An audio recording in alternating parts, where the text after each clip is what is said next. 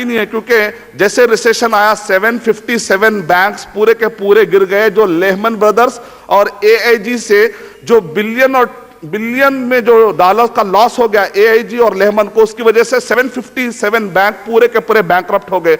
उनके पास वो इतने प्रॉपर हो गए, इतने कि उनके पास फाइनेंस करने के लिए ताकत ही नहीं थी, पैसा ही नहीं था।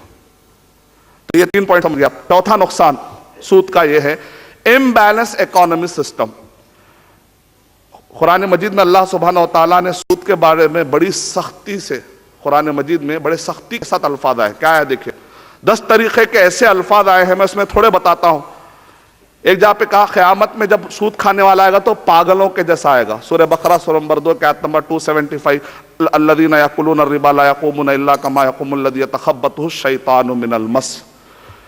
फिर उसके बाद आगे फरमाया गया सूरह बकरा सूरह नंबर 2 आयत नंबर 276 में, यमहक़ुल्लाहु अर्रिबा व युर्बि सदक़ात।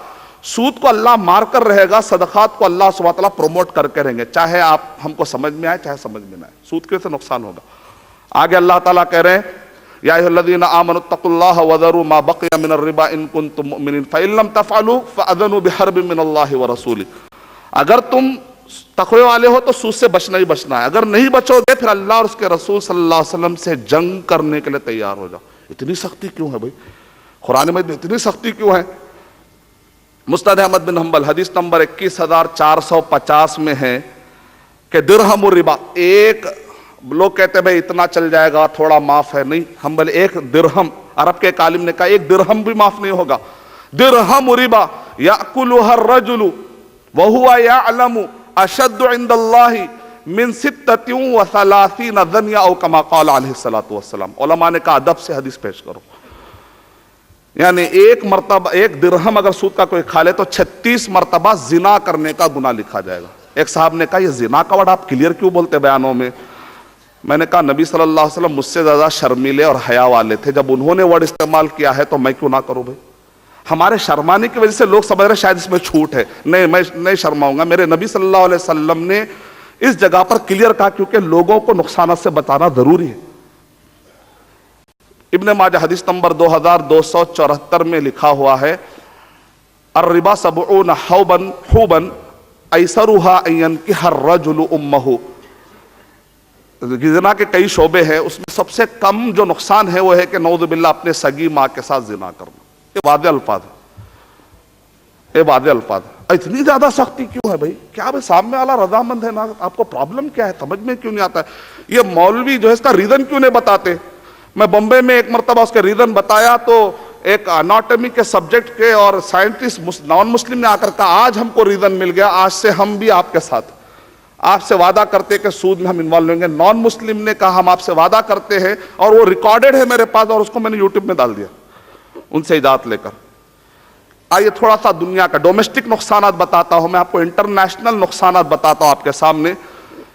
डोमेस्टिक लेवल पर आप देखेंगे हिंदुस्तान में एक दिन में 37 किसान, 37 किसान, ये बहुत इजी स्टैटिस्टिक है, गूगल में जाकर आप मार लीजिए, मैं हवाले दूसरे बयानों में दे चुका हूं। 37 किसान एक दिन में खुदकुशी कर रहे हैं। क्यों? इसलिए कि पैसा लेते हैं, जब दे नहीं पाते तो आखिरी में खुदकुशी कर लेते हैं। बेचारों को उसके अलावा कोई रास्ता समझ में नहीं आता, पढ़े लिखे तो होते नहीं, कोई जाके उनको मदद तो नहीं करता गाँव में जाकर। ये डोमेस्टिक लेवल पर नुकसान आता है। और बाज़ जगहों पे नऊज़ बिल्लाह एक ज़माने में कहा जाता है सूद नहीं देंगे तो तुम अपनी इज्जत हवाले करो, आजकल कहा जा रहा तुम अपना ईमान हवाले करो। नऊज़ बिल्लाह, तुम अगर ये हमारे मजहब की बातें मान लोगे तो तुमको छोड़ देंगे। ऐसा भी हो रहा है, सियासत में बाकायदा खबरें आई, अल्लाह हिफाज़त फरमाए। इंटरनेशनल लेवल पर यानी मालदार होता चला जाता है और गरीब गरीब होता चला जाता है। जवाहरलाल नेहरू ने एक टर्म कॉइन किया था, वो है third world country. Third world country का मतलब है कि वो जो सूद की वजह से पीछे हो जाते और आगे बढ़ नहीं पाते, उनको कहते हैं थर्ड वर्ल्ड कंट्री। अब पूरी दुनिया में 207 कंट्रीज से भी ज्यादा हैं, अभी नए नए बहुत आए हैं, तो मैं 207 तो है, उससे भी ज्यादा नए नए और भी आए हैं, वो आप गिन लीजिए बाद में। 207 तो है पक्का, उससे बढ़कर और भी अभी आए हैं, तो 4-5 साल में काफी आए हैं। 207 कंट्रीज में से 155 कंट्रीज को थर्ड वर्ल्ड कंट्री कहा जाता है। सूद की वजह से 155 countries are suffering from interest based economic system. और مالدار مالدار ہو جاتا ہے، غریب غریب کیسے ہو جاتا ہے، اس کو بھی ذرا سمجھنے کی کوشش کریں گے۔ آر بی آئی، میں 2008-2009 کی سٹیٹسٹکس فائنانشیل کنڈیشن میں زیادہ پیش کرتا ہوں۔ آپ بولیں گے بھائی 2015 میں رہ کے آپ 2008 کی کیوں پیش کریں؟ کیونکہ 2008، 2009، 2010 میں ریسیشن پیک پر تھا، تو اس وقت پر صحیح طور پہ کیوں ریسیشن پیک پر تھا سمجھنے کے لیے آپ کو مدد ملے گی۔ 2008 میں ہے آر بی آئی، بھی آپ انٹرنیٹ پہ موجود ہے، ریزرو بینک آف انڈیا کے ویب سائٹ پر لکھا ہوا ہے کہ انڈیا نے فارن سورسز سے جو قرضہ لیا 201.4 بلین ڈالر کا ہندوستان نے قرضہ لیا، جس کے اوپر انڈیا کو 16 بلین ڈالر کا سود پے کرنا ہے۔ ایسے 155 کنٹریز ہیں جو پریشان ہیں، کب سود ادا کریں گے اور کب قرضہ ادا کریں گے۔ ہم مسلمان ہندوستان میں اللہ نے ہم کو پیدا کیا نا، یہ ہمارے تقدیر کا حصہ ہے، تو ظاہر بات ہے اس ایرے کو ہم پسند کریں گے نا۔ کیا ہم کو اللہ کی تقدیر کو ہم پسند نہیں کرتے؟ پسند کرتے ہیں۔ یہ ہمارے لیے سوال ہی بیکار ہے کہ تم ہندوستان کو پسند کرتے ہو کہ نہیں کرتے۔ میں کہوں گا بھئی اس ایرے میں اللہ نے میرے تقدیر کا حصہ لکھا، اللہ نے کہیں اور پیدا نہیں کیا، تو میں اللہ کی تقدیر پہ راضی رہوں گا۔ آپ کا کیا سوال ہے؟ سوال ہی سمجھ میں نہیں آیا۔ بلکہ دوسرا آدمی کسی اور ایرے میں پیدا ہوتا ہے تو میں اس سے نفرت نہیں کرتا، کیونکہ اس کی تقدیر میں اللہ نے لکھا ہے کہ وہاں پیدا ہو۔ میں اللہ کی تقدیر پہ میں کیوں نفرت کروں بھائی؟ میرے لیے وہ سوال ہی نہیں ہے مسلمان کے لیے۔ ہم مسلمان اس ہندوستان کو زیادہ چاہتے ہیں، اس وجہ سے ہم اسلامک بینک کی بات کر رہے ہیں۔ کیوں؟ کیونکہ یہ جو سودی کی وجہ سے 155 کنٹریز سفر ہو رہے ہیں، ہم یہ 155 کنٹریز کو انشاءاللہ حلال لائف کے ذریعے سے ان سب کے مسائل حل کرنے کے لیے محنت کر رہے ہیں۔ نہ صرف ان کا فائدہ ہوگا بلکہ باقی کے کنٹریز کا بھی فائدہ ہوگا انشاءاللہ، اگر اسلامک اکانومی سسٹم کو ذرا موقع دے کر تو دیکھیے انشاءاللہ۔ 500 کنونشنل بینک نے اسلامک بینکنگ کے ونڈو کا اعلان کر دیا ہے یورپ امریکہ کے اندر۔ کیا ابھی بھی ٹائم نہیں آیا کہ ہندوستان کے اندر اسلامی اکانومی سسٹم کو موقع دیا جائے؟ میں مبارکبادی دیتا ہوں اس ادارے کو جنہوں نے بڑی محنت کی ہے۔ اللہ تعالیٰ ہم سب مسلمان جو بھی محنت کر رہے ہیں، مفتی حضرات، مفسرین، محدثین، ہر طبقے کے، ہر اعتبار سے، ہر فیلڈ کے لوگ جو بھی محنت کر رہے ہیں، اللہ سبحانہ و تعالیٰ ان کی محنتوں میں برکت عطا فرمائے۔ Imbalance economy system beyond dependency culture, James Robertson page number 114 پہ اس نے لکھا ہے کہ امیر امیر ہوتا چلا جاتا، غریب غریب ہوتا چلا جاتا ہے۔ کیسے؟ آپ کو میں نے بتا دیا، 201.4 بلین ڈالر کب پے کریں گے، کب جو ہے 16 بلین، اور افریقہ میں جو $1 قرضہ دیا گیا تھا، آج اس پر $10 ان کو سود دینا باقی ہے۔ یہ امبیلنس۔ ایک آخری مثال، accumulation of money. Accumulation of money کا مطلب ہوتا ہے کہ مال جام ہو جائے۔ اسلام پسند نہیں کرتا۔ ابھی مولانا نے آیت پڑھی ہے، وَيْلٌ لِكُلِّ هُمَزَةٍ لُمَزَةٍ الَّذِي جَمَعَ مَالًا وَعَدَّدَهُ۔ جام منی کو اللہ تعالیٰ پسند نہیں کرتے۔ مال کے اندر حرکت ہونی چاہیے، روش ہونی چاہیے۔ سود کی وجہ سے کیا ہوتا ہے؟ مال ایکومولیٹ، آئسولیٹڈ ہو جاتا ہے، جام ہو جاتا ہے۔ تعجب کریں گے آپ، 2008 اور 2009 کی CIA کا جو GDP ریٹ ہے نا، گراس ڈومیسٹک پروڈکشن، آپ وہ سارے چیزیں اگر آپ پڑھیں گے تو اس کے اندر آپ کو بتایا گیا اس وقت پر جو آفیشیل کرنسی تھی وہ کتنی تھی معلوم ہے؟ 65.61 ٹریلین ڈالر۔ 65.61 ٹریلین ڈالر، یہ آفیشیل میں، فیک کرنسی کی بات نہیں کر رہا ہوں، 65.61 ٹریلین ڈالر۔ اس میں کا جو 2/3 کرنسی ہے، یعنی کہ ثلثین، اس میں کی جو 2/3 کرنسی تھی، دنیا کے جو 7 بلین انسانوں میں سے کتنے لوگوں کے ہاتھ میں تھی؟ اگر 50% لوگوں کے ہاتھ میں بھی تھی تو سمجھ میں آ رہی بات، 50% لوگوں کے ہاتھ میں بھی نہیں تھی، 10% لوگوں کے ہاتھ میں بھی نہیں تھی، 1% کے بھی ہاتھ میں نہیں تھی، 0.15 کے ہاتھ میں 2/3 کرنسی رکھی ہوئی ہے۔ باقی کے 1/3 کرنسی میں 99.85 لوگ دنیا میں ہم لوگ سروائیو ہو رہے ہیں۔ اس کو کہتے ہیں ایکومولیشن آف منی۔ جب ایسا رہے گا تو ریسیشن آئے گا، بحران آئے گا، مندی آئے گی، بھونچال آئے گا۔ جو کاموڈیٹیز کی وجہ سے جو ورچوئل منی کا سسٹم آیا، جو گیمبلنگ ہوا، جو مخامرہ ہوا، جو جوا ہوا، جو سود کی قسمیں بتائی جاتی ہیں، جو بانڈز کی قسمیں بتائی جاتی ہیں، یہ سب چیزوں پر علماء کرام نے کیوں روک لگایا؟ اس کی وجہ ہے کہ وہ انسانیت کا نقصان دیکھنا نہیں چاہتے۔ اللہ تعالیٰ جزائے خیر عطا فرمائے وہ علماء کرام کو جو خاموش نہیں ہے، ان حالات میں وہ کوشش کر رہے ہیں، نہ صرف مسلمان بلکہ پورے انسانوں کو اس تکلیف سے باہر نکالنے کے لیے کوشاں ہیں۔ میں نے آپ کے سامنے کچھ مثالیں کھانے پینے سے دی، کچھ مثالیں میں نے آپ کو دی ہیں مال سے متعلق، یہ سب کیا ہے؟ ہم کہیں گے ایکسٹرنل پیس کی باتیں، آدمی کے انر پیس کی بات بھی کر دوں تھوڑی دیر میں۔ توحید، رسالت، آخرت، ایک خدا کو مانیں گے سکون آ جائے گا، اور ایک خدا کا کانسیپٹ سارے مذہب کی کتابوں میں بھی ہے، توحید۔ کیونکہ اللہ سبحانہ و تعالیٰ نے قرآن مجید میں مثال دی ہے، سورہ زمر سورہ نمبر 39 کے آیت نمبر 29 میں، ضرب اللہ مثلا رجلا فیہ شرکاء متشاکسون ورجلا سلما لرجل، اگر دو خدا ہوتے سنسار میں تو دونوں بھلا بھلا ہوتے سنسار میں، ادھر ایک کہتا کہ میری سنو، ادھر ایک کہتا میاں چپ رہو۔ حلال لائف کا مقصد کیا ہوتا ہے؟ پیسفل لائف، پیس مائنڈ، ایکسٹرنل لیول پر بھی، معاشرے میں بھی، اور انر پیس مانا شانتی اندر بھی۔ اور وہ اللہ کا پیغام دینے والے کون ہیں؟ محمد صلی اللہ علیہ وسلم، آخری نبی، آخری رسول، ان کے بعد کوئی نبی اور رسول آنے والے نہیں۔ اور ایک آدمی کو دنیا میں لاس ہوتا ہے، کہے گا چلو مجھے آخرت میں مل جائے گا، سکون ملتا ہے کہ نہیں ملتا؟ ملتا ہے، کیونکہ دنیا تو متاع ہے بھائی، متاع، کوئی پرابلم کی بات نہیں۔ تو آدمی بڑے بڑے ڈپریشن سے بچ جاتا ہے، سکون میں آ جاتا ہے جب وہ اس کے تصور میں آتا ہے کہ توحید، رسالت، آخرت، ارباب متفرقون خیر ام اللہ الواحد القہار، الگ الگ خدا چاہیے، ایک پاورفل خدا۔ سورہ یوسف نمبر 12 کے آیت نمبر 39، لو کان فیہما آلہۃ الا اللہ لفسدتا، سورہ انبیاء سورہ نمبر 21 کے آیت نمبر 22، اور جو اس سے پہلے میں نے آیت پڑھی سورہ زمر نمبر 39 کے آیت نمبر 29۔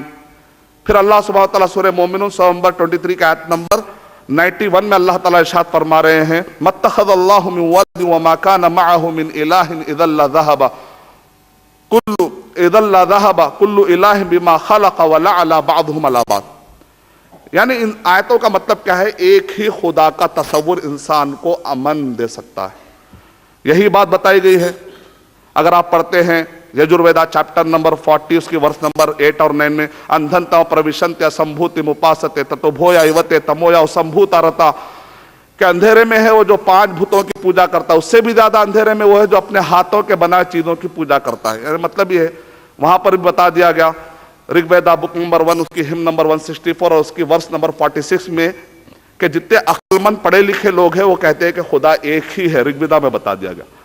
محمد صلی اللہ علیہ وسلم کے بارے میں قرآن مجید میں تو سورہ محمد صلی اللہ علیہ وسلم ایک سورہ ہی مکمل ہے، اور بتا دیا گیا ہے بھوشیہ پرانا پرف 3 کھنڈ 3 ادھیائے 3 شلوکا نمبر 3 4 5 اور کے اندر محمد اتھکیات، سامویدا بک نمبر 2 ہم نمبر 6 ورس نمبر 8 میں بتایا گیا احمدی پتشپری میں گھام رتسیا جگرا اہم سوریہ ایواج، احمد نام کے ورڈ آیا ہے۔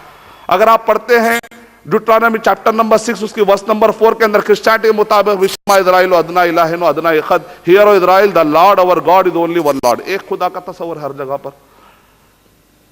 اور اسی طریقے سے gospel of Mark chapter number 12 verse number 29 میں بتایا گیا، سیم کوٹیشن بغیر کسی تبدیلی کے، نیو ٹیسٹمنٹ میں بھی وہی عقیدہ بتایا گیا ہے۔ محمد صلی اللہ علیہ وسلم کے بارے میں بتایا گیا song of Solomon chapter number 5 verse number 16 کے اندر، کہ ہکو ممتکم ویکلو محمدن، پوری بائبل اگرچہ کہ ہم مسلمانوں کے عقیدے مطابق بدل گئی ہے لیکن کچھ چیزیں آج بھی باقی، کیونکہ قرآن مجید میں لکھا ہوا ہے یجدونہ مکتوبا عندہم فی التوراۃ والانجیل۔ پھر توحید، رسالت، آخرت، یہ اگر آ جائے، اس کے بیس پر تصور پیدا ہوگا یہ حلال ہے یا حرام۔ اگر یہ تصوری ہے تو آدمی حلال و حرام کا کانسیپٹ کیوں مانے گا؟ بات کو مکمل کرنے کے لیے عقیدہ، عمل، معاملات، اگر ہمارا پورا سسٹم صحیح طریقے سے ہو جائے گا انشاءاللہ، سوسائٹی کے اندر ایکسٹرنل پیس بھی آئے گا، انر پیس بھی آئے گا، من شانتی بھی آئے گی۔ اس لائف کو تلاش کرنے والوں کو میں بڑے ہی ادب اور احترام کے ساتھ دعوت دیتا ہوں، ہمارے غیر مسلم بھائیوں کو ایک مرتبہ ضرور کھلے دل سے سوچئے، کیونکہ اللہ تعالیٰ نے قرآن مجید میں ہم کو حکم دیا ہے کہ تم سیلفش نہیں ہو سکتے۔ سورہ آل عمران سورہ نمبر 3 کی آیت نمبر 85 میں اللہ تعالیٰ ارشاد فرما رہے ہیں وَمَن يَبْتَغِي غَيْرَ الْإِسْلَامِ دِينًا فَلَيُقْبَلَ مِنْهُ، اسلام کو چھوڑ کر کوئی اور ریلیجن لے کر قیامت کے دن آؤ گے تو اللہ تعالیٰ اس کو ایکسپٹ کرنے والے نہیں ہیں۔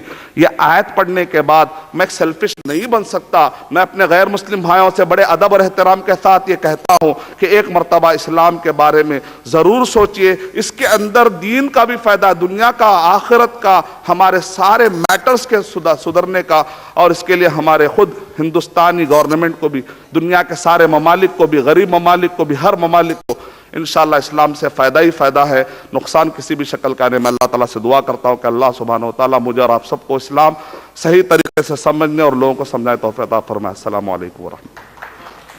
یقین مانیے میں پروفیشنل کمپیرر تو نہیں ہوں, بڑوں نے ذمہ داری دی ہے, ایک درد ہے, نہ شعر و شاعری ہے تعریف کرنے کے لیے, نہ انٹروڈیوس کرتے وقت کچھ ہے, اور زیادہ وقت برباد بھی نہیں کرنا چاہتا کیونکہ ماشاءاللہ ہر سپیکر کا الحمدللہ یہی حال ہے.